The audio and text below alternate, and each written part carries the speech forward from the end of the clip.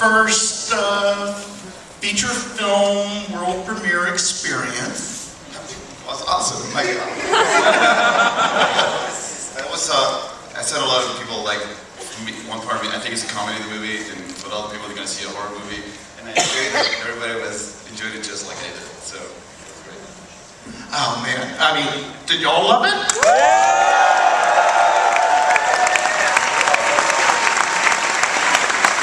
Now, let's go ahead and bring our two producers out. Devin Campbell, come on out.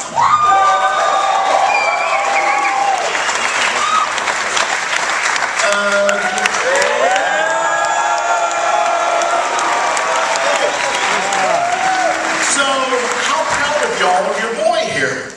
We're like uncles. We're like proud uncles of this this young man. We're glad we got him now because we won't be able to afford him much later. Happy to have him now. Just incredible. We have the whole cast here. We do. Right? We got them all. Bring them on out.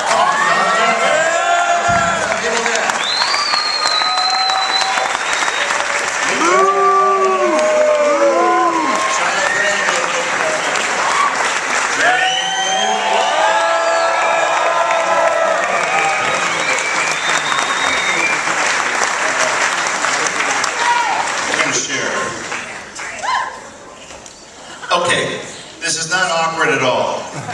not at all.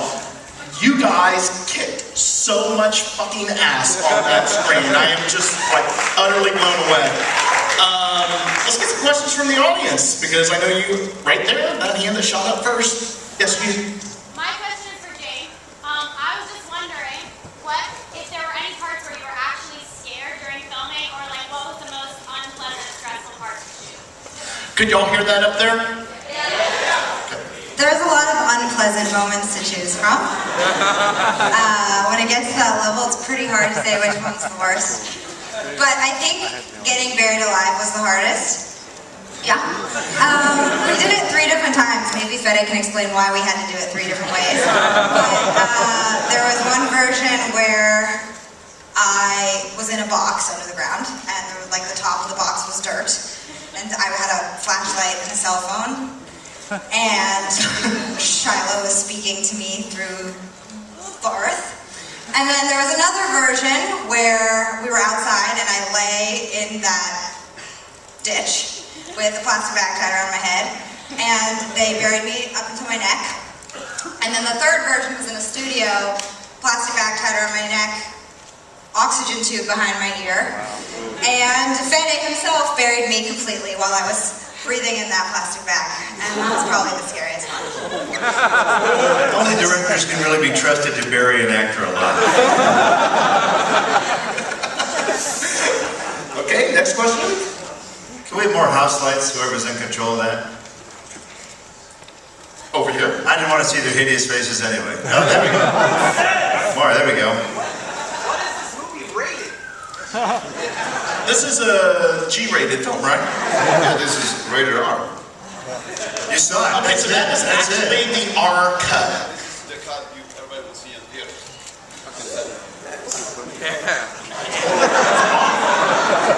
We were really lucky. Army of Darkness, which some of you may have seen. It was a terrible fight to get that movie R-rated. So I think. Right, because we all know that Talking Skeletons is NC-17. And then with this, for whatever reason, the NPAA took a liking to Fede, I'm guessing. And there really wasn't a fight to get it through. And that was really shocking and a blessing at the same time. So. All right, next question. That enthusiastic hand right there.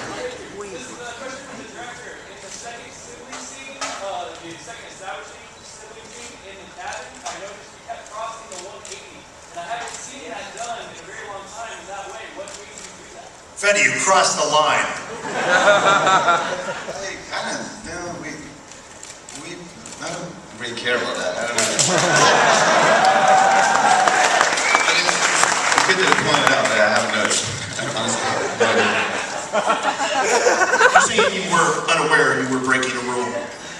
I don't really, you shouldn't, I mean, there's so many things you I don't know, they can block you and force you not to do something, so you kind of, you don't have to care about that. It's important if the scene works or not. Absolutely.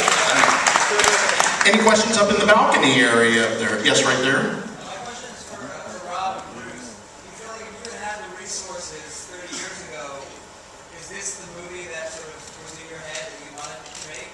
Or how is it different than sort of what you would have made if you had the resources that you have now? We're pleased that Fede had what he needed now.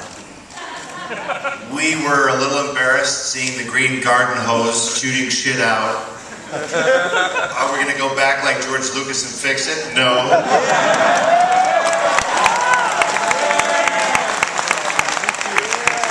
I suppose you could say there's a certain charm in knowing how the effects were done. We kind of prefer it that you don't know how they're done, which is what you saw tonight. Right? You're good. You're good, right? Okay. Yeah. How's your face? How's your face? A little makeup, a little extra makeup. Good. Very good. No, but if somebody, they said, oh, don't you miss the charm of the first one? The charm of having no money. The charm of Rob and I making $35 a week in expenses, which we never collected because we didn't have the money. We went to buy gum one day at 7-Eleven. Nobody had any money to buy gum. Well, we didn't have any gum today. Let's go throw something in Bruce's face. We spent it on dog food. That's what we spent it on, to throw in my face. Thanks for bringing up that happy memory.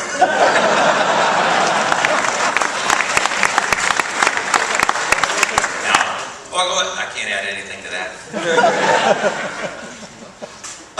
Next question.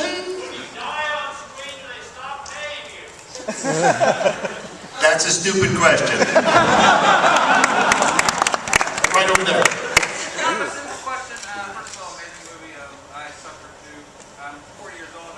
70s, 80s, brilliant. There's a lot of torture porn that's been going on, and this is a return form. I thank you very much. And simple thing in the script process. When did going there to kick dope come into the script? Because that added a whole. When did going to the cabin to kick The withdrawal idea, you mean? Yeah.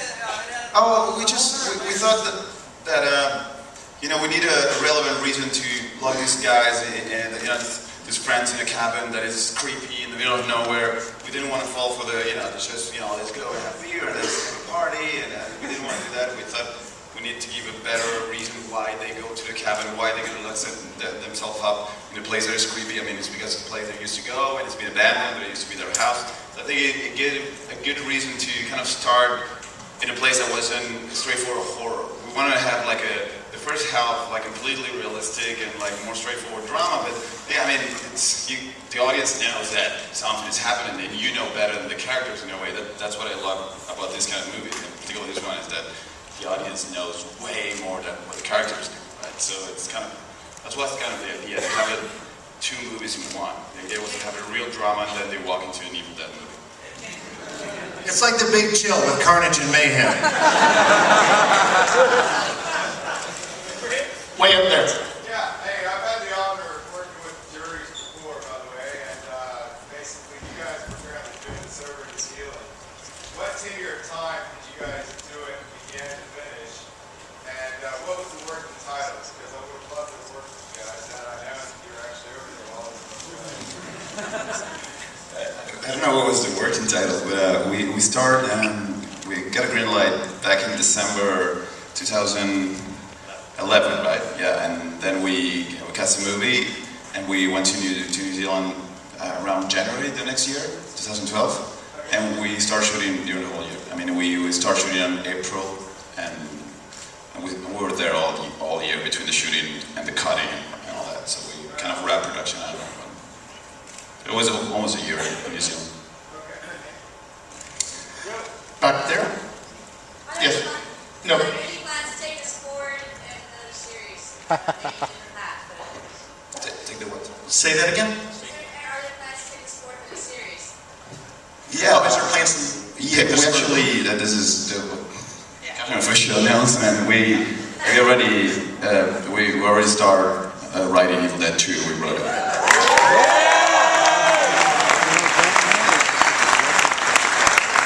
Back there. All right. Okay.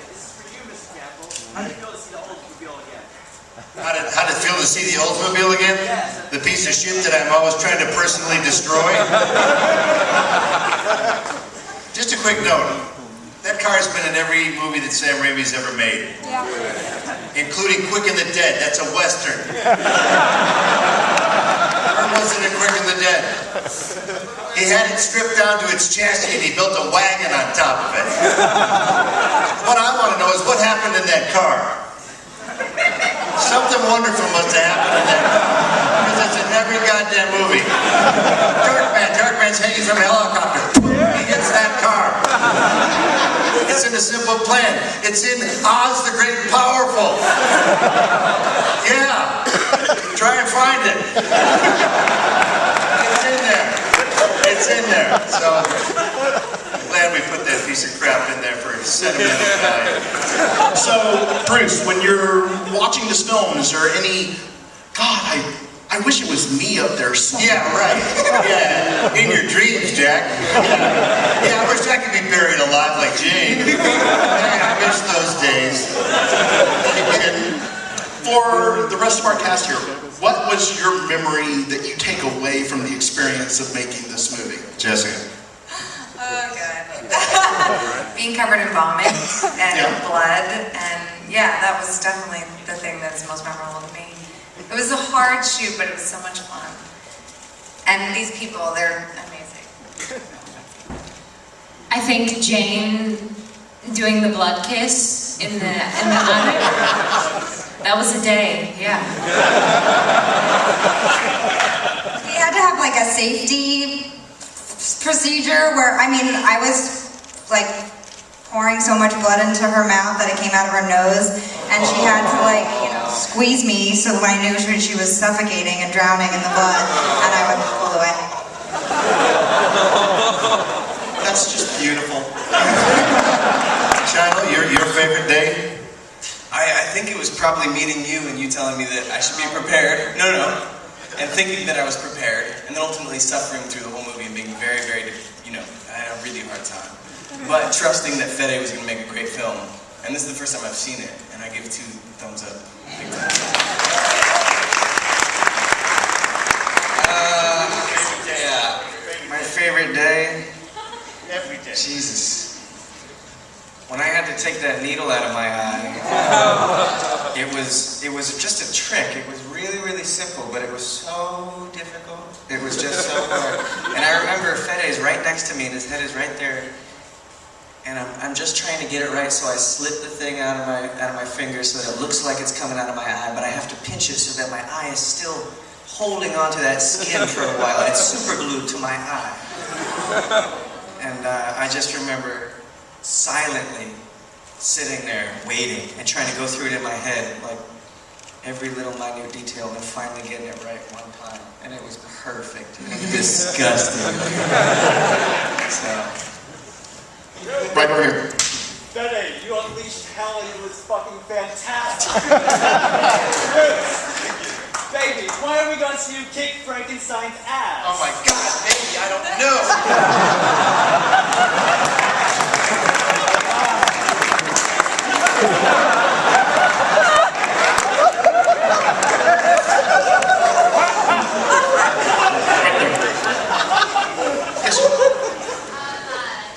First of all, that was fantastic, and I'm a huge Evil Dead fan from the beginning, obviously, but you switched it up with Shiloh dying at the end and Jane surviving.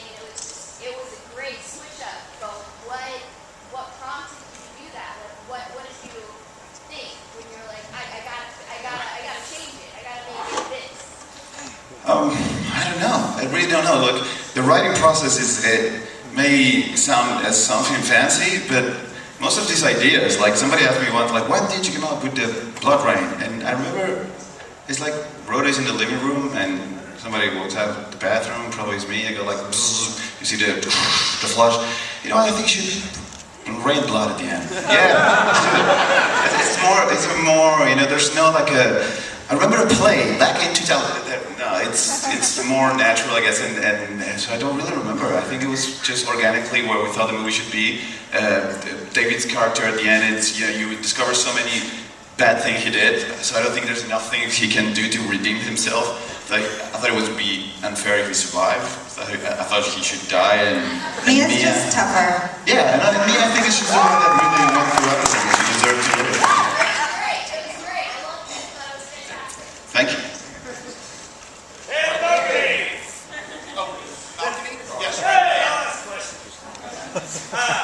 I think I can speak for a lot of people here saying that when we heard Evil Dead Rebirth or remake was coming about, why the fuck would anybody do that? That's right, you were pissed, I remember.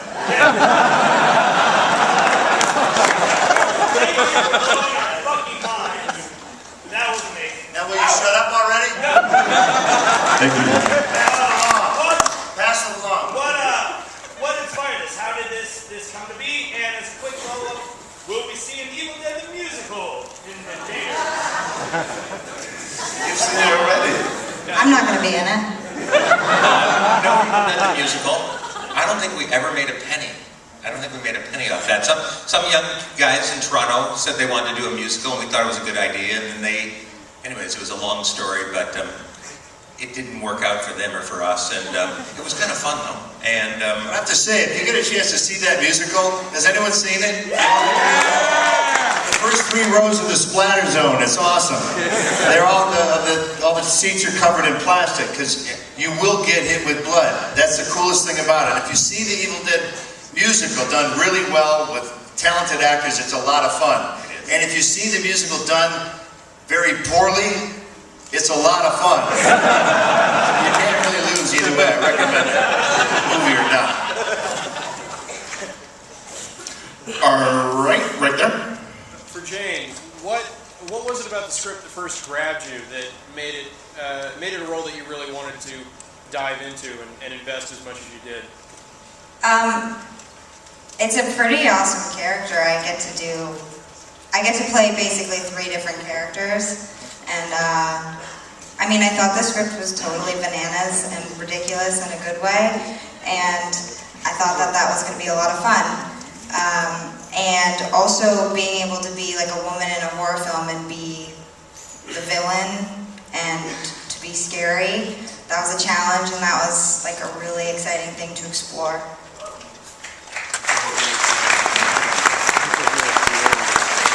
In the back there. When you guys were making this, obviously the Evil Dead is such a loved franchise, the fans are so loyal to it. What were some of the things that you knew you had to include? What were some of the elements we knew we had to include? I think that, I don't know, like, the reality is that when we started, it was basically, we knew that we had to be brave enough to, challenge any idea. That didn't matter how classic it was. We had to, see if they were still relevant.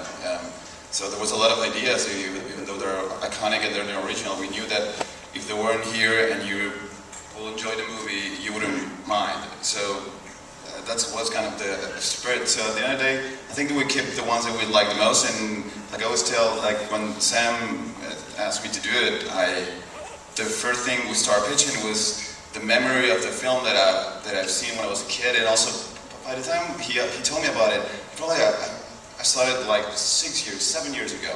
In the moment I talked with Sam about it, it's not a film that I've seen the day before. So basically, it was all the ideas that were in the film that ended up being in the film were the ideas that stayed with me for 10, 20 years, right? So, which at the end of the day, I think are the best idea in the movie. One of those ideas stayed with you for such a long time. I think that there were the ideas that deserve to be in the movie, which are basically the ones you saw today, and they're original. I think that those are my favorites. And the car had to be in the movie. And the car. And the road. And the tree ring. In the red shirt up top. Where are you? Yes. And you wanted a cameo, right? You got your cameo. Everybody wants a cameo. Here's your fucking cameo. I'm sorry, I digress. What was the question? Well, I returned in the sequel. With even a bigger role than that. Probably about that size. I wasn't in this one for a really good reason. I probably won't be in the others for a really good reason. it's time to start a whole new deal. We wanted these to be completely separate. I hope one day you can go to a movie theater and watch the first 3 and then the second 3 and enjoy them all. And people are so concerned, like we're burning the negative of the first original Evil Dead. It'll still be there on your shelf. Just dust it off and watch it anytime you want. They're all there. They're all available. This is new. It's new. It's time for some new shit out there. New actors. New good-looking young thespians, for God's sake. We couldn't act our way out of a wet paper bag in the first Evil Dead. These people have, it's called abilities and talent. Yes. I was just wondering, for the actors, how long did it take to get into makeup every day? Well, explain you were who you acted with. Oh, a tennis ball and a stick. Because ultimately I would get up there in the morning and I had very little makeup, and then they would be getting their demon makeup on, and I would go to set, and Fede and I would act together. You know, pretending to be, he would be a demon and I would be a normal person, and then they would get there and do their close-ups, and then at the end of the day they'd get their makeup off as I was continuing to act with a tennis ball. So it took a really long time, I think, but I'm not the one to answer that. 3 or 4 hours sitting with prosthetics on you. But I mean, thank God it was all real, because look how disgusting it was. CGI just doesn't do that. You up there. Yeah, with the secondary question I want to ask you about New Zealand, and you're talking about It's a follow-up question, and those are my favorite. how far along are you in the production, and I don't want to miss the next one going back down. You know what? Leave your name, address, and phone number, and we'll sure take care of that right away. All right. You got it, babe. You got it. Over here. This is a question for you, Bruce. Could you please do every Q&A in South by Southwest? No.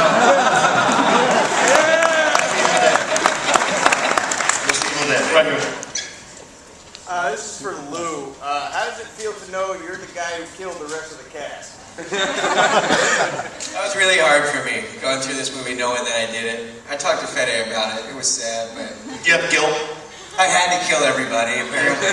I had to read from Naturo de You had to beat that guy.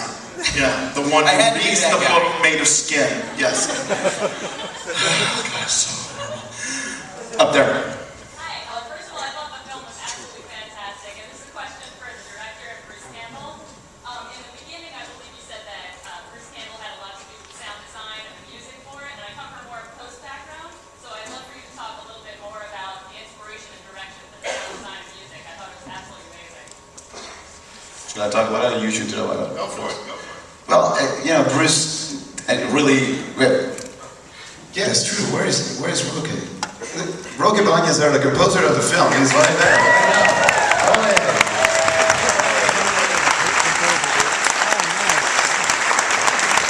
It was, I mean, we wanted the movie to sound different in general. I think there's a lot of awesome things when this is the first time I see it in a big theater with so many people, and I think there was a lot of things in sound design that I love. And this is on the everyday work of the sound design. It's basically Bruce Campbell was the first one, you know, on the ground and the last one to leave. He was there all the time, and I gave him like 80% of all the ideas on the sound design. And we were basically, Fede's full of shit. We were basically just trying to keep up with him. We would present things to him, and he'd go, "No, I'd like the sound of card and the spokes of a wheel for here." All right, let's do it. And when we finally put it all together, it made a lot of sense. So we mostly tried to follow his obtuse lead, and when we did, it just made sense. And Roque, thank you for turning in an opera. This movie's an opera with dialogue and the occasional sound effect. But you know, when you turn in a score so full and rich like that, you just we were in competition with you on the sound side. We're like, fuck that son of a bitch, look what he did for that scene. So then we'd have to try and come up with something that was dynamic enough to be able to get through the music. So thanks for nothing. No, thanks for the friendly competition. You know, and the beautiful thing is you know, the first Evil Dead is in mono. There's no left channel, right channel. It's just one channel, and that's it. It's just nice now to be able if Fede wants to hear a sound of a trapdoor coming from that corner or move from there to here, you know, you can do it now. So it's just nice, you know, 34 years later to be able to work on like a modern movie. You bring a lot of we had something that we call the nostalgia sounds, and I don't know if you have spotted, but you can hear a lot of voices in the air, you know, from the original movie. You can hear sound design from it. Those flies, the movie opens with a sound of a fly, just like the original Evil Dead. So there's a lot of signature sounds from the original that we want to bring. So when you watch it again, you will notice there's a lot of voices and things. And actually, Bruce's voice is there. Yeah, he will jump into that sound booth and do screams and all that. The Abomination in the end, that's Bruce, a lot of those screams. And Bruce will give you a lot of crazy screams and we'll mix them together, and the Abomination at the end has a lot of Bruce's voice. All over the movie. And then Fede will take that out and put a card in the spokes of a wheel.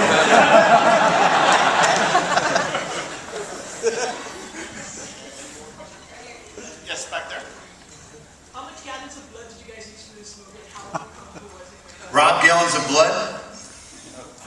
I know there was a truck outside that was like 50,000 gallons. And, yeah, and we had that truck, you know, like for a long, you know, we shot that, the final scene was like 5 days of shooting, kind of the whole blood rain scene. Yeah.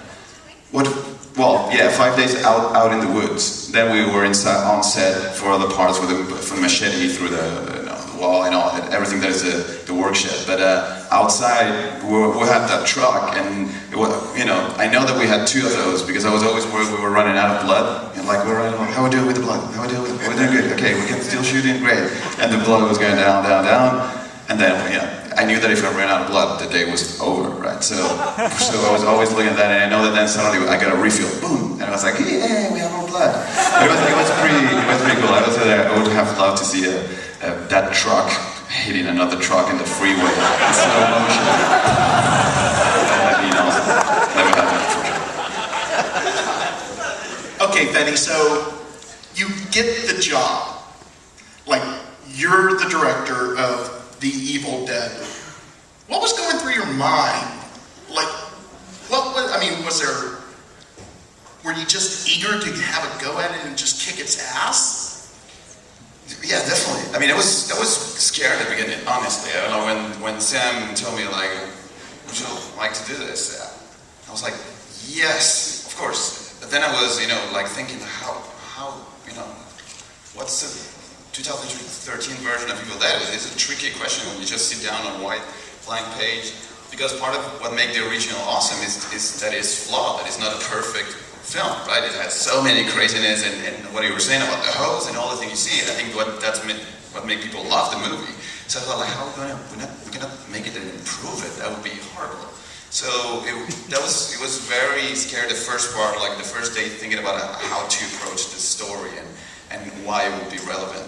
Then when we kind of find a new story and we thought that we knew, because it was Evil Dead, it could go anywhere. There was no place where the movie will go that you could think, that was a little bit too much. Yeah, there wasn't. They actually on set, remember, every time somebody asked, like, is this too much blood? Is this too much whatever? I very well was like, it's never too much. They knew I was going to tell them that. Whatever they asked me, anybody from the crew about it was too much makeup, too much blood, too much thing. It was always never too much. And then the story was kind of the same. So I think we got excited when we realized we were in that universe. I was like, wait a minute, this is Evil Dead. Like, you know, this moment Back to the Future when he goes like, wait a minute, I have the time machine and I have all the time I want. It was kind of that moment where I felt like, this is an Evil Dead. It can rain bloody, anything can happen. And that was the most exciting part that really got us going, I guess. 2 more questions from the audience, right here. I want to echo the thank you for doing the practical effects and how great they look. Did you encounter any resistance anywhere in the process? Rob, your thoughts? I was wrong. You wanted a ton of CG in this? I didn't want a ton of CG. There's just some things that are easier with CG, and we did them old school, and we took the time to do them old school, and it was hard to always justify why are we shooting for so long, but it was old school effects, and so there were times that I would think, oh, we could do that really quickly with CG, not makeup or any of that, but Fede fought for the right things. So.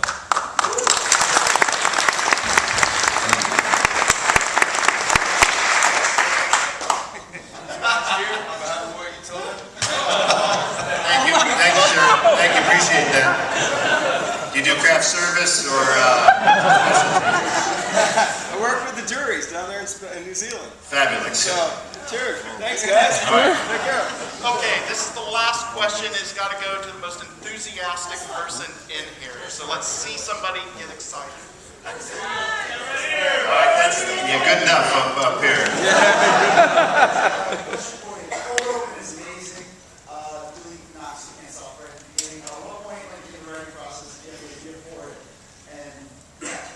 For which part, sir? The opening with the father and the daughter?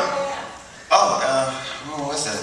I think we knew that we had we knew that we needed a start, a kickstart, because we knew it was going to be a slow burn into the horror. So we knew we had to start with something and show the audience that this is going to be brutal and it's going to be scary. So we wanted to tell somebody else's story. We didn't want to involve the main characters, so we came up with, okay, this other story, the book has been around there. Somebody found it, like they played with it, and bad things happen, and it came to this moment you saw, right? They find the daughter, they bring it back. And originally, I remember that I kind of wrote a version of it where she was there, and there was some mean guys torturing her, and Rodo told me, he was reading, they were like, no, this is wrong. Like, when they take the hood off, her father has to be in front of her. Like, that's what's gonna make you go like, what? And that was Rodo's idea, and from that twist, that we knew that it was going to put a... Rodo, where are you? What is Rodo? That's Michael Ryder, my friend there. Where are you? Maybe he's backstage. He went away. He couldn't come out. Anyways, but that was Rodo's idea. Yeah. I guess that's it. Well, I think I speak for everyone in here. All the punishment that y'all took, all the punishment you took all those years ago, and you, fucking thank you so much. Betty, I can't wait to see 100 films by you. Thank you. Let's give it up for the cast.